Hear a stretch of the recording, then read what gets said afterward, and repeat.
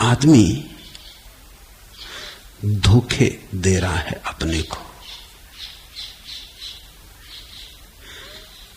धोखों से कुछ बात मिटती नहीं, वहीं के वहीं बनी रहती।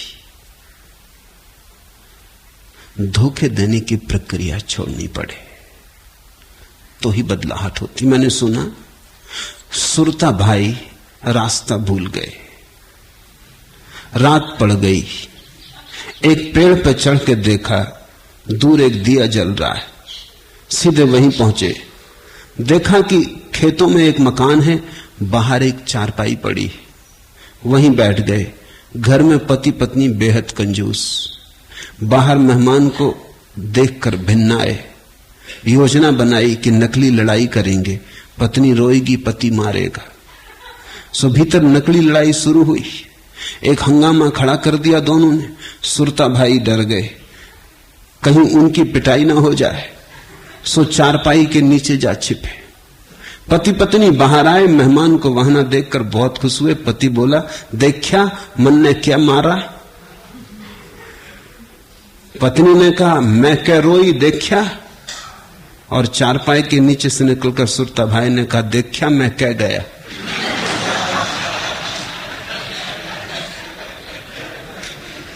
कुछ फर्क नहीं पड़ता, धोखाधड़ी में चीजें वहीं के वहीं रहती। तुम जरा लौट के अपनी जिंदगी पे देखो, सब तरह के उपाय तुमने किए, सब तरह की धोखाधड़ियां की, कहीं कुछ बदला? आखिर में पाओगे सुरता भाई निकल के कहते, देखा मैं कह गया, कुछ कहीं गया नहीं, सब वहीं के वहीं है। अधिक लोग जैसे पैदा होते वैसे ही मर जाते, उनके जीवन में रत्ती भर क्रांति घटित नहीं होती, कुछ बदलता नहीं, जीवन का पूरा अवसर ऐसे ही व्यर्थ चला जाता। ये सूत्र तो आत्मक्रांति के सूत्र हैं। किया हुआ कर्म कुछ भी वास्तव में आत्मकृत नहीं है। समझना कठिन बात है। जनक कह रहे हैं तुम जो भी करते हो वो तुम्हारा किया हुआ नहीं, प्रकृति कर रही है। ये बड़ी कठिन बात है, लेकिन बड़ी सत्य है। इससे बड़ा कोई और सत्य नहीं, और इस सत्य को किसी न किसी दिन तुम्हें समझना ही पड़ेगा। भूख लगी तो शरीर को लगती, फिर भोजन की जो खोज होती वो भी शरीर ही करता है। बहुत से बहुत मन साथ देता। मन तो शरीर का ही अंग है। मन और शरीर दो नहीं है। मन यानी सूक्ष्म शरीर और शरीर यानी स्थूल मन, वो एक ही चीज के दो हिस्से हैं। तो भूख लगी तो मन उपाय करता, रोटी लाओ, भोजन बनाओ, मांग लो कि कमाओ, हजार उपाय कर सकते हो। लेकिन जहां तक तुम्हारा संबंध है, तुम्हारे चैतन्य का संबंध है, तुम बाहर ही हो। किया हुआ कर्म कुछ भी वास्तव में आत्मकृत नहीं है। ऐसा यथार्थ विचार कर में जब जो कुछ कर्म करने को आ पड़ता है उसको करके सुखपूर्वक स्थित। ये सुनो, ये वचन बड़ा मीठा है, और मीठा ही नहीं उतना ही सत्य भी, कि जो आ पड़ा कर लेता हूं। भूख लगी तो भोजन कर लेता हूं, नींद आई तो सो जाता हूं, कोई बोला तो उत्तर दे लेता हूं, लेकिन एक बात के प्रति जागा रहता हूं कि इसमें मैं कर नहीं रहा हूं। जो आ पड़ता है कर लेता हूं।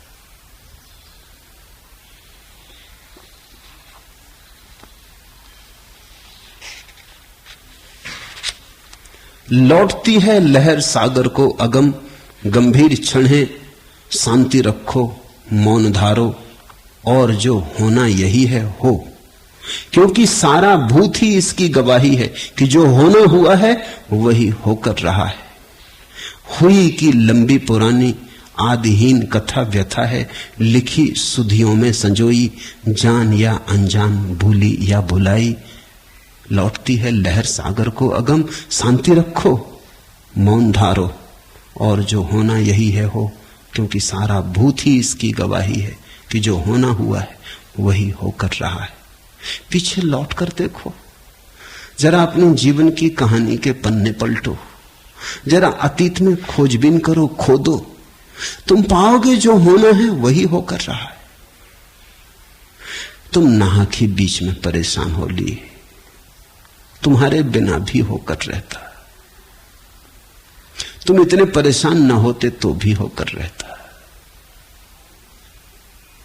हार हुई, तुम परेशान न होते तो भी हो जाती। होनी थी तो हो जाती। तुम परेशानी बचा सकते थे, हार नहीं बदल सकते थे।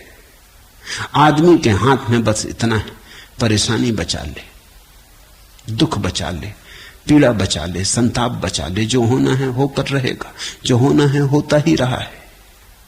लेकिन हमारा मन इससे बगावत करना चाहता, क्योंकि जब हम कुछ करते हैं तभी हमें मजा आता, नशा आता, तभी लगता है मैं हूं। एक गीत कल मैं पढ़ रहा था, प्रार्थना करनी मुझे है और इसे स्वीकारना, संभव बनाना सरल उतना ही तुम्हें है। परमात्मा से प्रार्थना कर रहा भक्त, प्रार्थना करनी मुझे है और इसे स्वीकारना, संभव बनाना सरल उतना ही तुम्हें है। यह कि तुम जिस ओर आओ चलूं मैं भी, यह कि तुम जो राह थामो रहूं थामे हुए मैं भी, यह कि कदमों से तुम्हारे कदम अपना मैं मिलाए रहूं, यह कि तुम खींचो जिधर को खींचूं, जिससे तुम मुझे चाहो बचाना बचूं।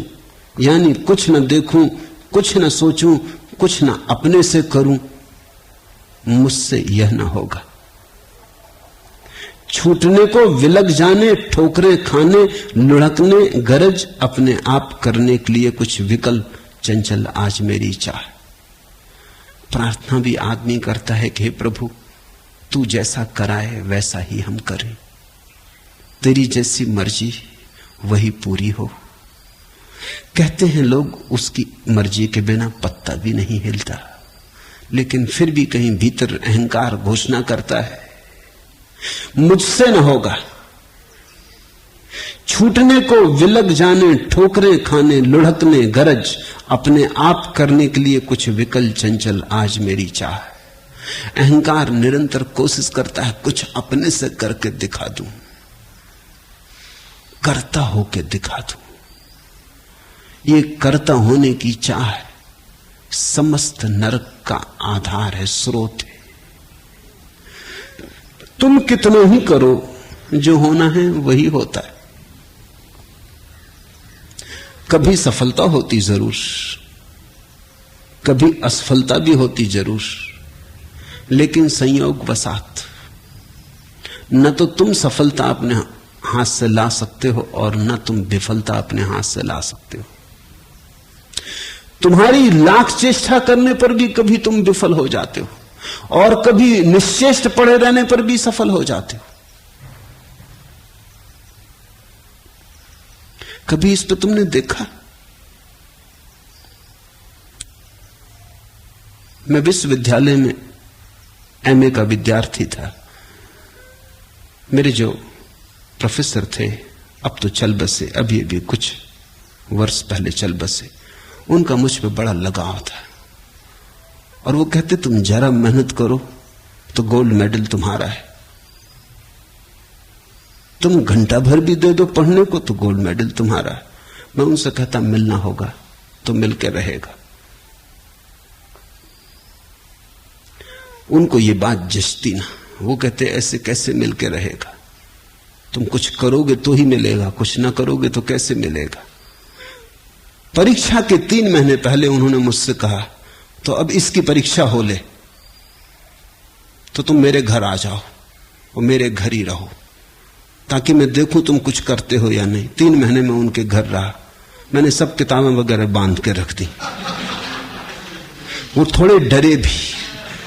5-7 दिन बाद मुझसे बोले कि छोड़ो इस झंझट में क्या रखा है, ये जिद ठीक नहीं, इसमें कहीं ऐसा ना हो कि तुम नाहक खो बैठो।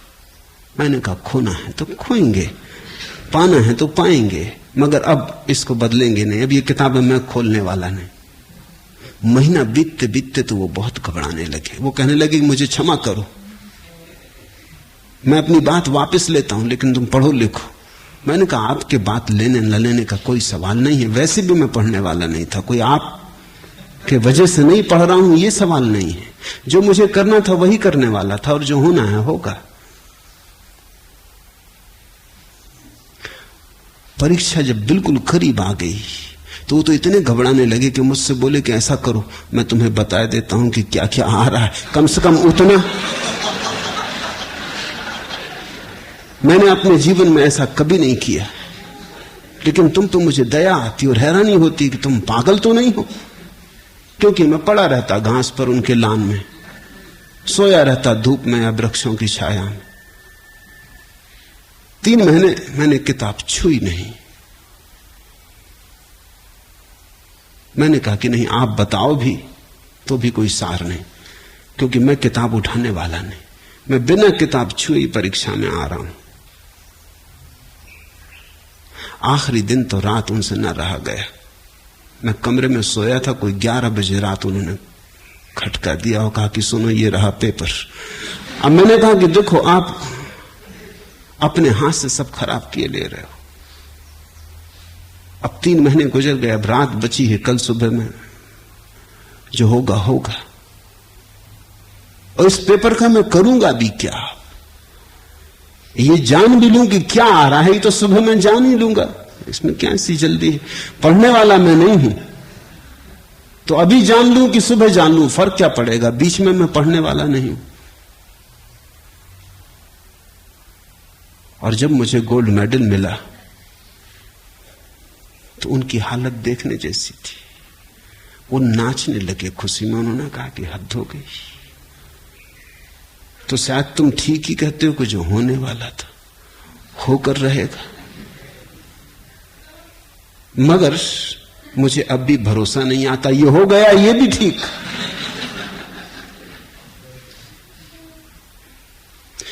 फिर वर्ष बीत गए, जब भी वो मुझे मिलते वो कहते कहो बताओ तो किया कैसे, इसके पीछे राज क्या था? मैं उनको कहता आपके घर रहा, 3 महीने आप जानते हैं, 24 घंटे आपकी आंख के सामने रहा, किताबें मैंने बंद करके चाबी आपको दे दी थी। किताबें कभी फिर आपके घर से मैं दोबारा लेने गया भी नहीं, वो अब भी आपके पास पड़ी। फिर मैंने उन्हें उठा के देखा भी नहीं। मैंने भी एक प्रयोग किया, मैंने भी एक दांव खेला कि जो होना होगा होगा, मगर उन्हें भरोसा ना आया। आप भी बहुत बार बिना कुछ किए सफल हो जाएंगे तो भी भरोसा ना आएगा, तो भी ऐसा लगेगा संयोग होगा, हो गया होगा, संयोग वसात। लेकिन जीवन का सत्य यही है, जो होना है वही हो रहा है, जो होता है वही होता है। ऐसे सत्य को जानकर अगर पीछे सरक गए तो तुम्हारे जीवन में शांति के मेघ बरस जाएंगे। फिर अशांति कैसी? फिर सुख ही सुख है। किया हुआ कर्म कुछ भी वास्तव में आत्मकृत नहीं है, ऐसा यथार्थ विचार कर मैं जब जो कुछ कर्म करने को आ पड़ता है उसको करके सुखपूर्वक स्थित हूं। जो करने को आ पड़ता है, आ ही गया द्वार तो ठीक निपटा लेता हूं, बाकी न करने में कोई रस है, न करने का कोई आग्रह। कृतं किमपि नैव स्यादिति संचित्य तत्वतः यदा यत् कर्तुमायाति तत् कृत्वा असे यथा सुखम। कृतं किमपि एव न आत्मकृतं स्यात्। नहीं, अपने किए कुछ नहीं होता, अपना किया कुछ भी नहीं। सब किए पर परमात्मा के हस्ताक्षर है। तुम अपने हस्ताक्षर हटा लो और तुमने नरक बनाना बंद कर दिया। तुम अपने हस्ताक्षर बड़े करते जाओ और तुम्हारा नरक उतना ही बड़ा होता चला जाएगा। इति तत्वतः संचिन्त्य, ऐसा जानकर, ऐसा अनुभव करके, ऐसे तत्व का साक्षात करके, यदा यत् कर्तुम आयाति तत्कृत्य, जो आ गया, जो सामने पड़ गया, आयाति तत्कृत्वा, उसे कर लेते हैं। इनकार भी नहीं है, आलस्य भी नहीं है, करने की कोई दौड़ भी नहीं, करने का कोई पागलपन भी नहीं, ना तमस है ना राजस है, वही सत्व का उदय है। तमस का अर्थ होता है आलस्य पड़े, आग लग गई घर में तो भी पड़े। रजस का अर्थ होता है घर में अभी आग नहीं लगी, इंश्योरेंस कराने गए हैं, कुआं खोद रहे हैं, इंतजाम कर रहे हैं, क्योंकि आग जब लगेगी तब थोड़ी इंतजाम कर पाओगे, सारा इंतजाम कर रहे हैं। आग लगे या न लगे इंतजाम में मरे जा रहे हैं। मकान तो बच जाएगा, इंतजाम करने वाला मर जाएगा इंतजाम करने में। सत्व का अर्थ है न रजस न तमस, दोनों का जहां संतुलन हो गया। घर में आग लग गई तो निकलेंगे, पानी भी लाएंगे, बुझाएंगे भी, जो आ पड़ा कर लेंगे, लेकिन उसके लिए कोई चिंतना, आयोजना, कल्पना कुछ भी नहीं। जो वर्तमान दिखाएगा, करवाएगा, कर लेंगे। यथा सुखम आसे, इसलिए सुखपूर्वक स्थित हूं।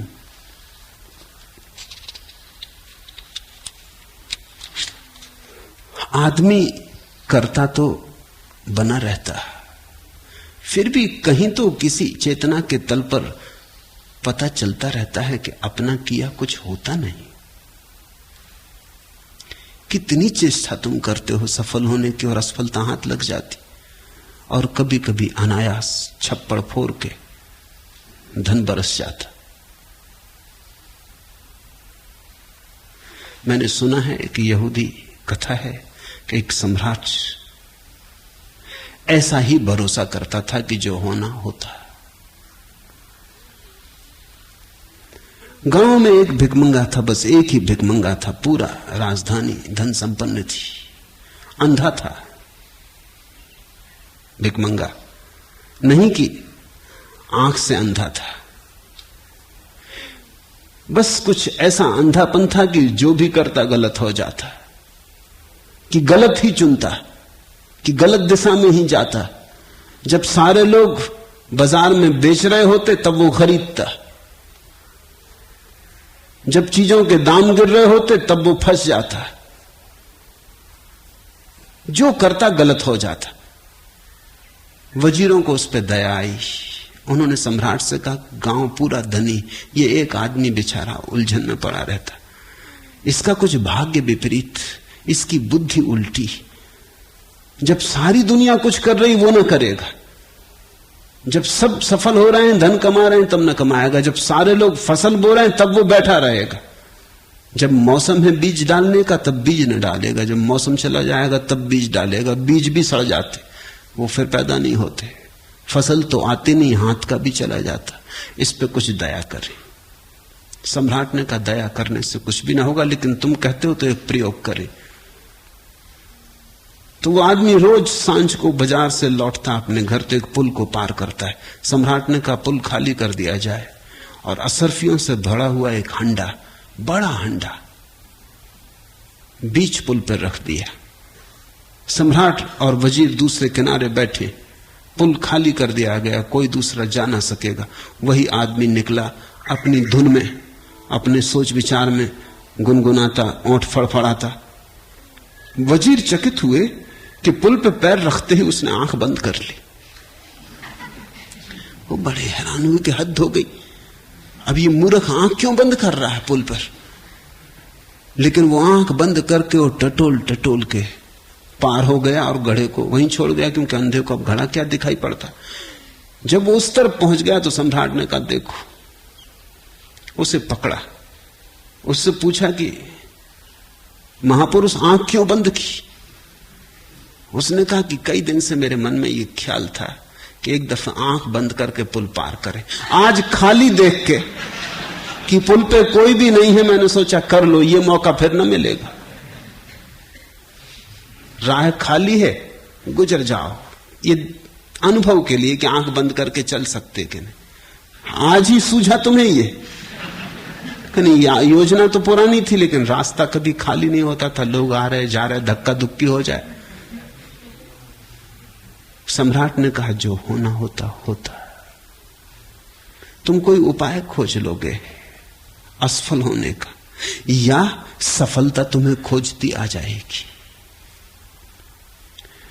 ये बहुत कठिन तत्व है, क्योंकि अहंकार के विपरीत इससे बड़ी और कोई बात नहीं हो सकती। तो सिर्फ जो अकिंचन्य है, जिसने अहंकार छोड़ा, वही इसे समझ पाएगा। यह कि अपना लक्ष्य निश्चित मैं न करता, यह कि अपनी राह मैं चुनता नहीं हूं, यह कि अपनी चाल मैंने नहीं साधी, यह कि खाई खंदकों को आंख मेरी देखने से चूक जाती, यह कि मैं खतरा उठाने से हिचकता झिझकता हूं, यह कि मैं दायित्व अपना ओढ़ते घबरा रहा हूं, कुछ नहीं ऐसा। शुरू में भी कहीं पर चेतना थी, भूल कोई बड़ी होगी तुम संभाल तुरंत लोगे, अंत में भी आश्वासन चाहता हूं, अनगही मेरी नहीं है बाह। कहीं ऊपर ऊपर तो ये सब खेल चलता रहता, हार का, जीत का, पराजय का, सफलता विफलता, सुख दुख का, लेकिन भीतर कहीं अचेतन की गहराई में ऐसा भी प्रतीत होता रहता, भूल कोई बड़ी होगी तुम संभाल तुरंत लोगे, अंत में भी आश्वासन चाहता हूं, अनगही मेरी नहीं है बाह। वह भी बना रहता। मनुष्य एक विरोधाभास है, एक तल पर कर्ता होने की कोशिश करता रहता और एक तल पर जानता भी रहता कि अकर्ता हूं, और तुमने मेरी बाह पकड़ी है इसलिए संभाल लोगे। अपनी तरफ से संभलने की चेष्टा भी करता रहता और भीतर कहीं जानता भी रहता कि संभाल लोगे अगर भटकूंगा बहुत। इन दोनों दुविधाओं के बीच आदमी टूट जाता।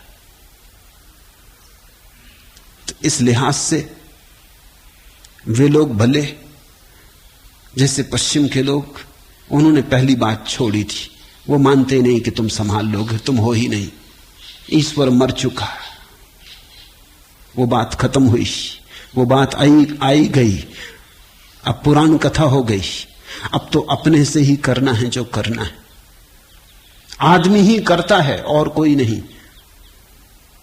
तो पश्चिम के आदमी में तुम एक तरह की सरलता पाओगे, दुविधा नहीं, वो करता मानता अपने को। जनक में एक तरह की सुविधा पाओगे, वो अपने को करता नहीं मानते, साक्षी मानते।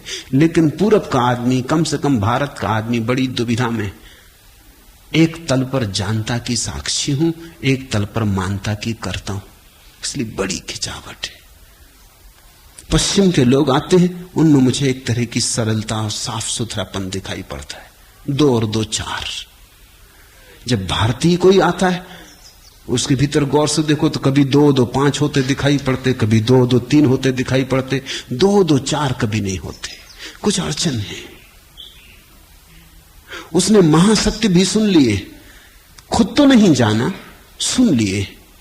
महासत्यों की उद्घोषणाएं इतनी बार हुई इस देश में, कभी बुद्ध, कभी महावीर, कभी कृष्ण, कभी अष्टावक्र, उसने सुन लिए, उनको इंकार भी नहीं कर सकता। भारत की चेतना ने इन महापुरुषों को देखा, सदियों सदियों में वे आते रहे, उनको इंकार भी नहीं किया जा सकता। उनकी मौजूदगी प्रगाढ़ छाप छोड़ गई, उनकी वाणी गूंजती है, गूंजती चली जाती, वह हमारे खून में मिल गई, हम भुलाना भी चाहें तो भूल नहीं सकते। और हमारा अहंकार भी है, उसको भी हम झुटलाना नहीं चाहते, हम अपने अहंकार की मान के भी चले जाते। ऐसी दुविधा है। इस दुविधा में बड़ी टूट हो जाती, आदमी खंड खंड हो जाता। पूरब का आदमी मुझे ज्यादा चालबाज मालूम पड़ता बजाय पश्चिम के आदमी के। पश्चिम का आदमी एक बात पर तय है कि आदमी करता है, पूरब का आदमी 2 बातों में डोल रहा है। उसकी नाव 2 तरफ एक साथ जा रही, उसने अपनी बैलगाड़ी में दोनों तरफ बैल जोत लिए, हड्डी पसली टूटी जा रही, अस्थि पंजर उखड़े जा रहे, और बड़ी बेईमानी पैदा हुई। कैसी बेईमानी पैदा हुई? पूरब का आदमी जीतता तो कहता मैं जीता, हारता तो वो कहता भाग्य में लिखा था। ये बेईमानी पैदा हुई। जब हार तो एक तरफ की बात कहता है कि भाग्य में लिखा था, कर क्या सकते हो, होना नहीं था। जब जीत होती तब भूल जाता है, तब वो कहता मैं जीता।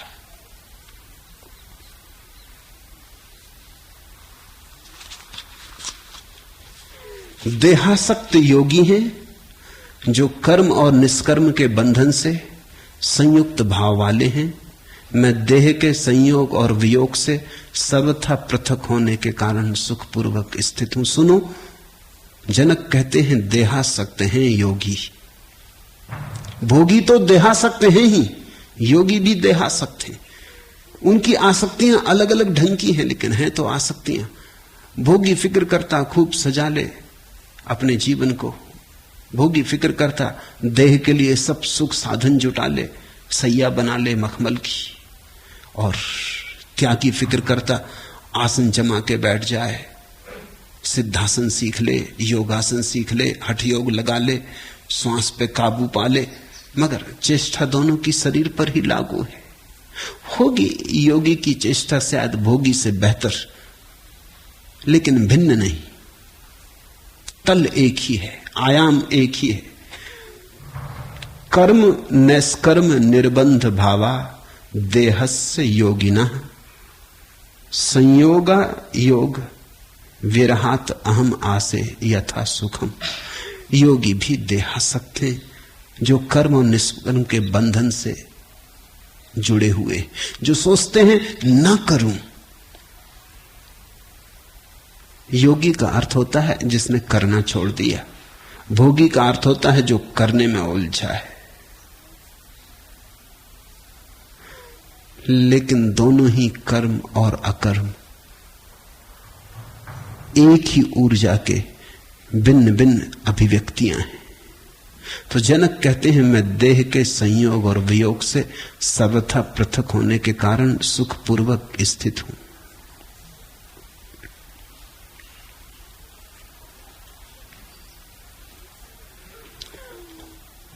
मुझको ठहरने से, चलने से या सोने से अर्थ और अनर्थ कुछ नहीं है। सुनो, मुझको ठहरने से, चलने से या सोने से अर्थ और अनर्थ कुछ भी नहीं है। इस कारण मैं ठहरता हुआ, जाता हुआ और सोता हुआ भी सुखपूर्वक स्थित हूं।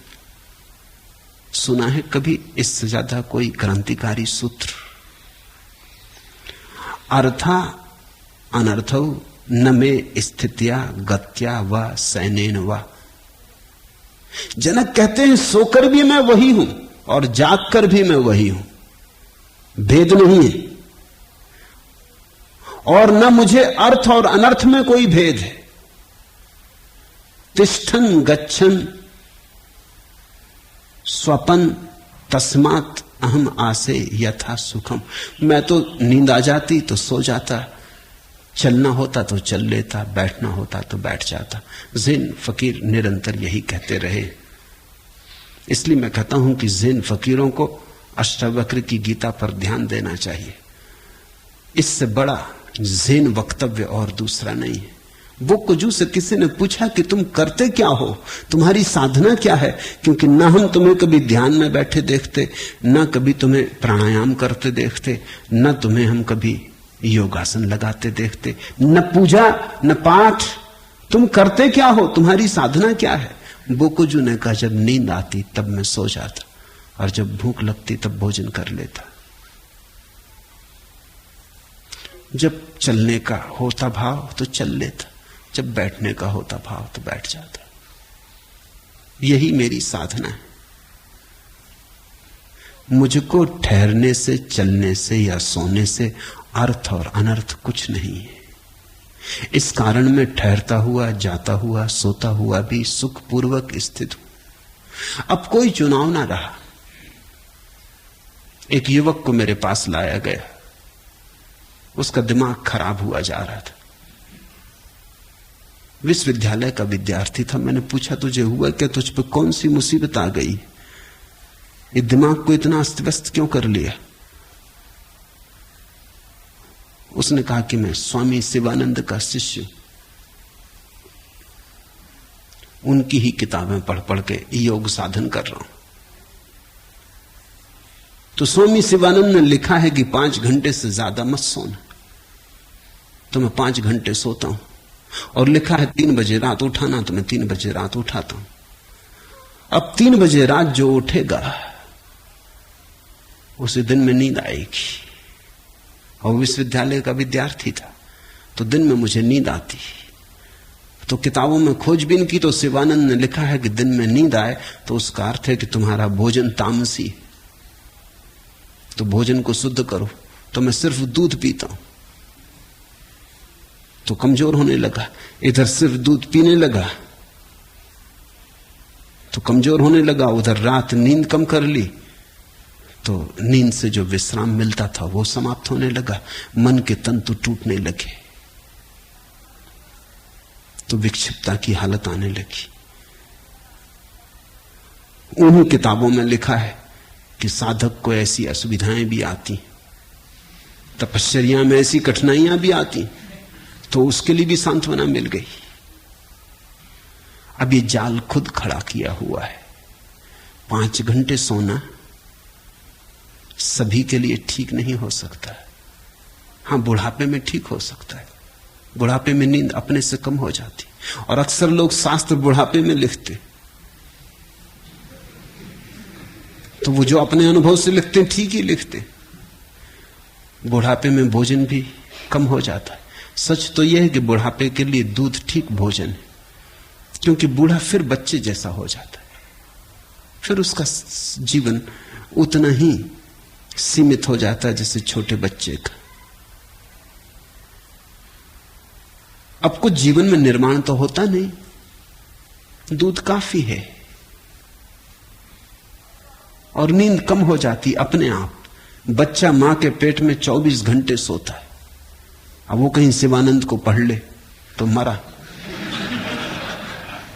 पैदा होने के बाद 22 घंटे सोता है, वो शिवानंद को पढ़ ले तो गए। फिर 20 घंटे सोएगा, फिर 16 घंटे सोएगा, जवान होते होते 8 घंटे सोएगा, 7 घंटे सोएगा। ये स्वाभाविक है। बूढ़ा जैसे जैसे होने लगेगा नींद कम होने लगेगी, क्योंकि नींद की जरूरत है एक, वो है शरीर के भीतर टूट गए तंतुओं का निर्माण। बूढ़े आदमी के तंतुओं का निर्माण होना बंद हो गया, इसलिए नींद की जरूरत ना रही। बच्चा 24 घंटे सोता मां के पेट में, क्योंकि 1000 चीजें निर्मित हो रही। नींद चाहिए, गहरी नींद चाहिए, ताकि कोई बाधा ना पड़े, सब काम चुपचाप होता रहे।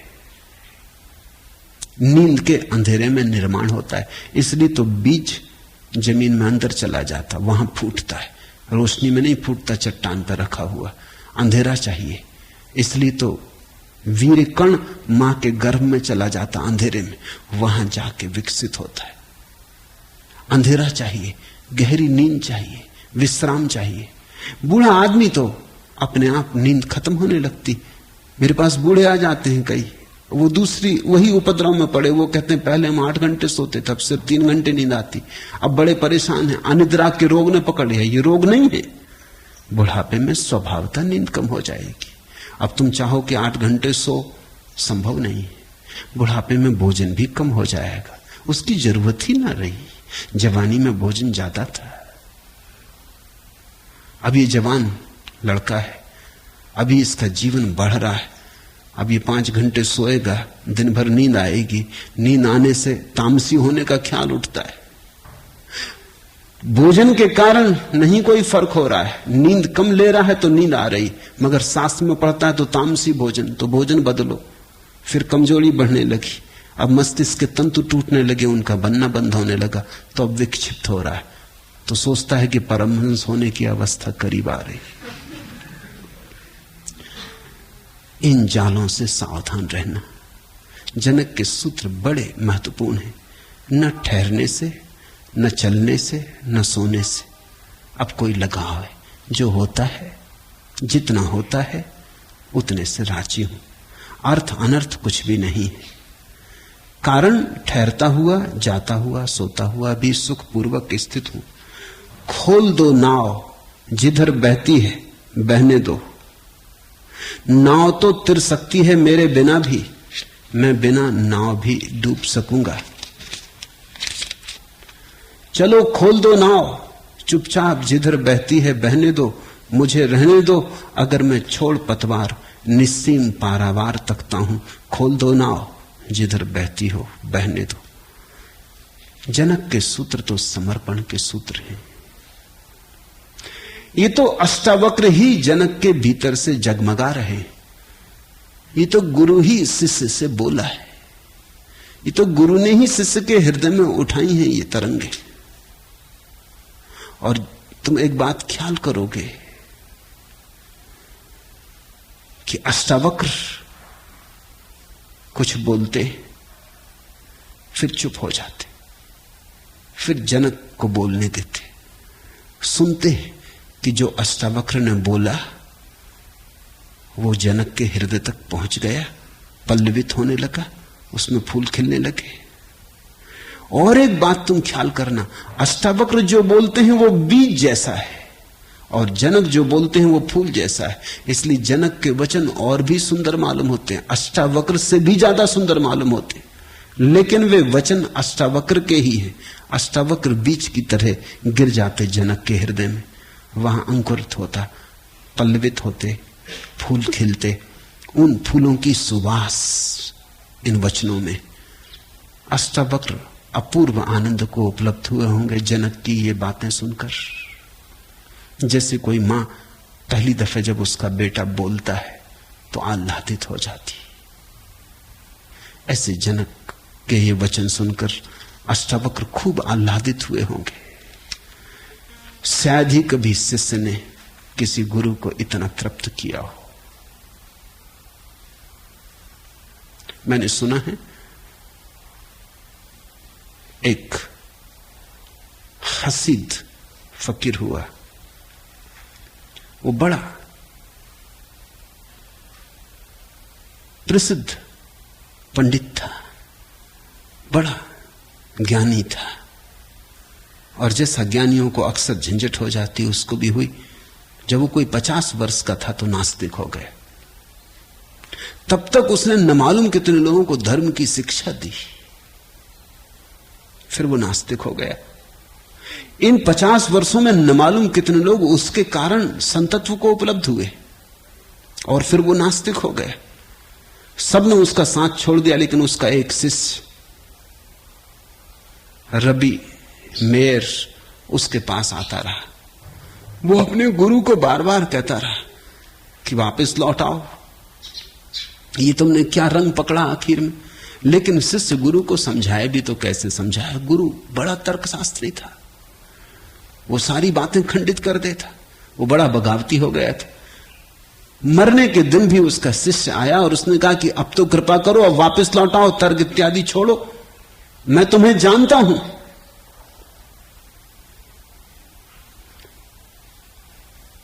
गुरु ने आंख खोली और कहा कि क्या अब प्रभु मुझे क्षमा कर सकेगा?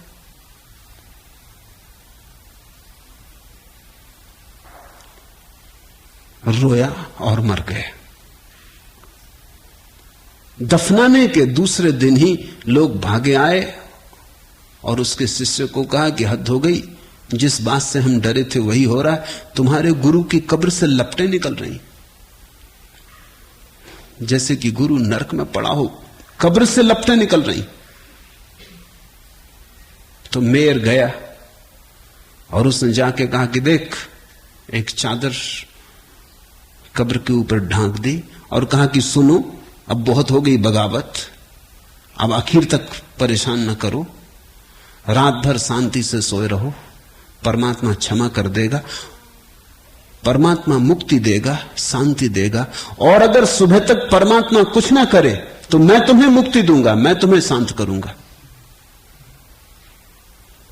कहते हैं ऊपर से एक आवाज आई कि मेयर, ये तू क्या कह रहा है, गुरु को और शिष्य मुक्त करेगा? तो मेयर ने कहा, हां मैं मुक्त करूंगा, क्योंकि मैं जो भी हूं गुरु की ही छाया हूं, और अगर मैं इतना शुद्ध हृदय हूं तो मैं ये मान नहीं सकता कि मेरा गुरु अशुद्ध हो गया है, वो खेल खेल रहा है। उसने ही मुझे जगाया, तो मैं ये तो मान ही नहीं सकता हूं कि वो सो गया है, वो खेल खेल रहा है। इसलिए मैं कहता हूं, या तो प्रभु तुझे समझ लेगा, और अगर प्रभु की करुणा सूख गई हो तो फिक्र मत कर, कल सुबह आके मैं तुझे मुक्त करूंगा और शांति करूंगा। जब एक शिष्य खिलता है तो गुरु फिर से मुक्त होता है। एक बार तो मुक्त हुआ था अपने कारण, अब हर शिष्य में जब भी फूल खिलते हैं गुरु फिर मुक्त होता है। जितने शिष्यों के फूल खिलने लगते हैं गुरु, उतनी बार मोक्ष का आश्वासन करने लगता है, उतनी बार मोक्ष का स्वाद लेने लगता है। परम आह्लाद को उपलब्ध हुए होंगे अष्टावक्र, क्योंकि ये सूत्र बड़े अनूठे हैं।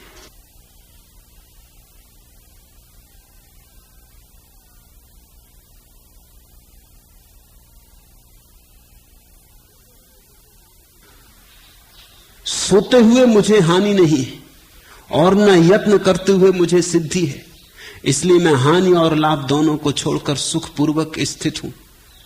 स्वपतो नास्ति में हानि सिद्धिर यत्नवतो नवा नासोल्लासो व्याहाय अस्माद अहम आसे यथा सुखम। सोते हुए मुझे हानि नहीं है। सुनो, जनक कहते हैं सोया हुआ भी मैं हूं तो वही, हानि कैसी? भटका हुआ भी मैं हूं तो वही, हानि कैसी? अंधेरे से अंधेरी रात में भी मैं हूं तो प्रकाश का ही अंग, हानि कैसी? संसार में खड़ा हुआ भी मैं हूं तो परमात्मा से जुड़ा, हानि कैसी? सोते हुए मुझे हानि नहीं है और न यत्न करते हुए मुझे सिद्धि है। प्रयत्न करने से सिद्धि का कोई संबंध नहीं, क्योंकि सिद्धि कोई बाहर से मिलने वाली बात थोड़ी। सिद्ध तो तुम पैदा हुए हो, सिद्ध बुद्ध तुम पैदा हुए हो, वो तुम्हारा स्वरूप है, स्वभाव है। इसलिए मैं हानि और लाभ दोनों को छोड़कर सुखपूर्वक स्थित हूं। स्वप्न में तुम हो, तुम ही हो जागरण में। कब उजाले में मुझे कुछ और भाया, कब अंधेरे ने तुम्हें मुझसे छिपाया। तुम निशा में और तुम ही प्रातःकरण में, स्वप्न में तुम ही हो जागरण में। ध्यान है केवल तुम्हारी ओर जाता, ध्येय में मेरे नहीं कुछ और आता। चित्त में तुम ही हो चिंतवन में, स्वप्न में तुम ही हो जागरण में। रूप बनकर घूमता जो वह तुम ही हो, राग बनकर गूंजता जो वह तुम ही हो। तुम नयन में और तुम ही अंतःकरण में, स्वप्न में तुम ही हो जागरण में। प्रतिपल एक ही है, वो कभी दो नहीं हुआ, अनेक नहीं हुआ, अनेक भासता है। जिस रात चांद हो पूर्णिमा का, और जितनी झीलें हैं जगत में सभी में झलकता है और अनेक अनेक मालूम होता है। जबरों में, झीलों में, सागर में, नदियों में, सरोवरों में कितने प्रतिबिंब बनते। चांद एक है, ऊपर आंख उठा के देखो तो एक है, नीचे प्रतिबिंबों में भटक जाओ तो अनेक है। लेकिन तुम जब सोचते हो कि अनेक है, तब भी चांद तो एक ही है। तुम्हारे सोचने से अनेक नहीं होता, तुम्हारे सोचने से सिर्फ तुम ही भ्रांत होते हो। चांद अनेक नहीं होता, चांद तो एक ही है। सोते हुए मुझे हानि नहीं, न यत्न करते हुए मुझे सिद्धि है। ऐसा जिसने जान लिया, क्या उसके जीवन में तनाव हो सकता है, बेचैनी हो सकती है? यह तो ध्यानातीत, समाधि अतीत अवस्था हो गई। इसलिए अनेक परिस्थितियों में सुखादि की अनित्यता को बारंबार देखकर और सुबह सुबह को छोड़कर मैं सुखपूर्वक स्थित हूं। सुखादि रूपा नीमम भाविश्वालोक्य भूरिसा। बहुत बहुत बार देख लिया, सुख दुख, लाभ हानि सब अनित्य है। सुबह सुबह विहाय अस्मात् अहम आसे यथा सुखम। बहुत बार शुभ भी करके देख लिया, अशुभ भी करके देख लिया, सब क्षणभंगुर है। पानी पर खींची गई लकीरें बन भी नहीं पाती और मिट जाती हैं। इसलिए अब न शुभ में कोई आकांक्षा है, न अशुभ में कोई रस है, न राग में कोई रस है, न विराग में। न अब चाहता हूं कि दुख न हो, न अब चाहता हूं कि सुख हो। अब दोनों से छुटकारा है, दोनों से मुक्त हुआ। यथा सुखम आसे, अब सुख में हूं।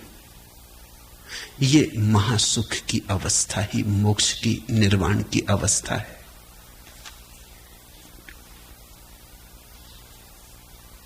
कोई धड़कन है न आंसू न उमंग, वक्त के साथ ये तूफान गए। गया समय, बीत गया समय, बचपन गया, जवानी गई, बुढ़ापा गया, शरीर की तरंगें गई, मन की तरंगें गई। अब न कोई तूफान उठते हैं, न कोई उमंग,